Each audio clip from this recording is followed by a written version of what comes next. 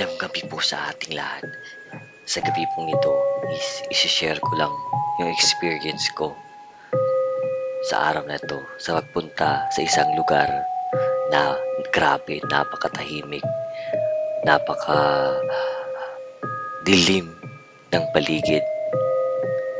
Ayaw ko na sanang i-share ito, pero baka meron ding mga katulad ko na naka-experience sa ganito na pangyayari sa lugar na ito.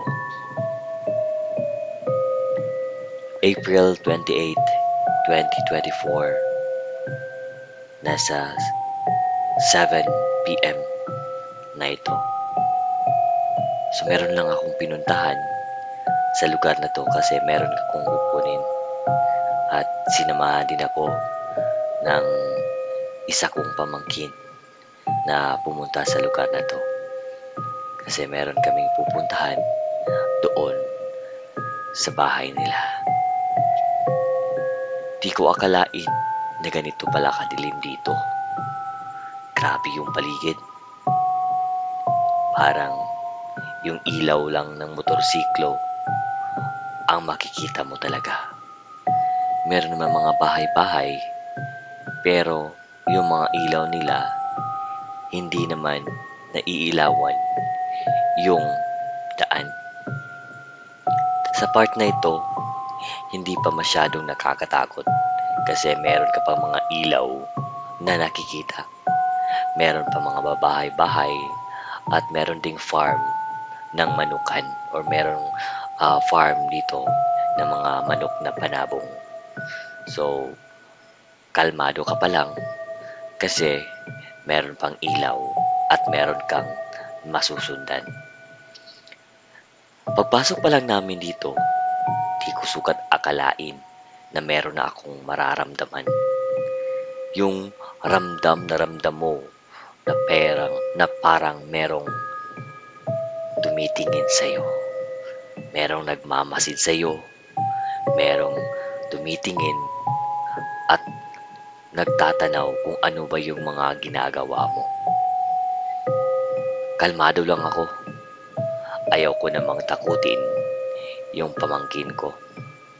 Pero ramdam ko na ang mga balahibo ko sa noo at sa paa is unti-unti na talagang tumatayo. Lalo na nung pumasok kami sa lugar na to.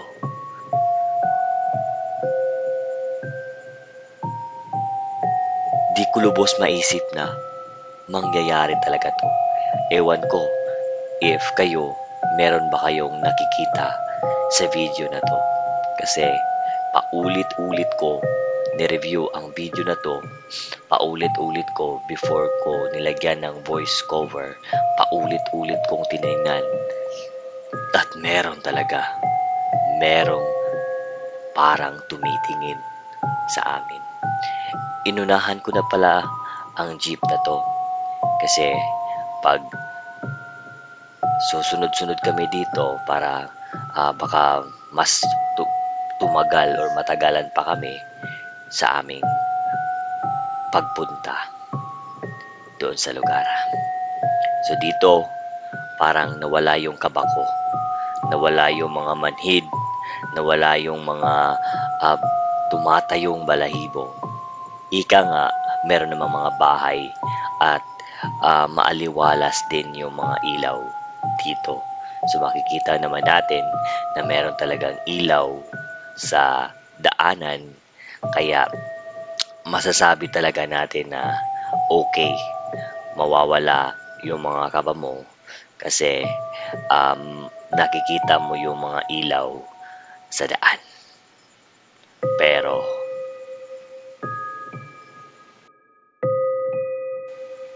Pero di ko sukat akalain matapos naming dubaan dito, panibagong kaba at panibago na naman yung mararamdaman ko.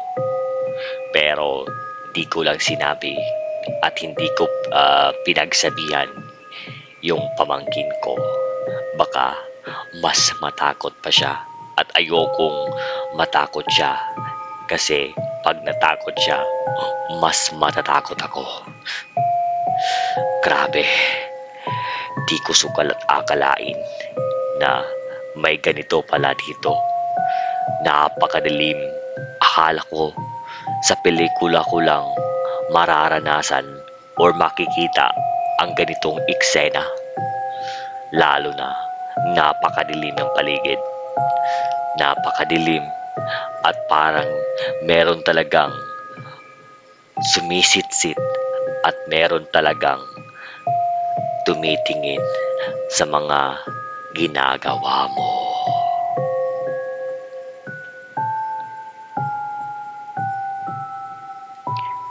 Pagliko pa lang namin dito, may iba na naman akong nararamdaman. Parang bumigat ang aking likuran. Oo, literal na merong tao sa likod ko kasi nandito yung aking pamangkin. Pero yung ibang bigat na merong sumakay sa aming motorsiklo. Parang sa time na ito, parang dinuduyan-duyan yung aming motor. Dinuduyan-duyan na parang ang bigat dalhin. Kasi dumaan kami dito sa may dalawang punong o ang lalaking punong kawayan. Dito nag-usap din kami. Nag-share siya sa akin. Meron din pala siyang experience kasama ang kanyang classmate or kaibigan sa lugar na ito na yung motorcycle nilang sinasakyan ay namatay or tumirik at hindi or ang tagal umandar. At na-feel niya, sinabi niya sa akin na ang bigat daw ng kanilang likod. Parang merong umaaba sa kanya. At mabigat talaga. Grabe daw, sabi niya, hindi ako masyadong makahinga. Hindi ako makahinga kasi parang merong may mabigat sa aking likuran. Nung sinabi niya yon, parang nataranta ako sa isipan ko. Nataranta ako kasi ayokong makaranas ng ganun. Pero, or ayokong maulit sa amin yung nangyari sa kanila na tumirik ang kanilang motorsiklo. Kinabahan ako, lalo na merong nabalita dito na nahanap na bangkay. Bangkay na parang tinapon lamang ng kung sino-sino. Nang makita nila ang bangkay na yon, ay buto na ito. Halos hindi na makakilala ng mga tao. Grabe, nakakatakot. Ano may, ang layo naman, ilang minuto. Sa makikita nyo sa video, ilang minuto lang naman. Grabe, ang dilim.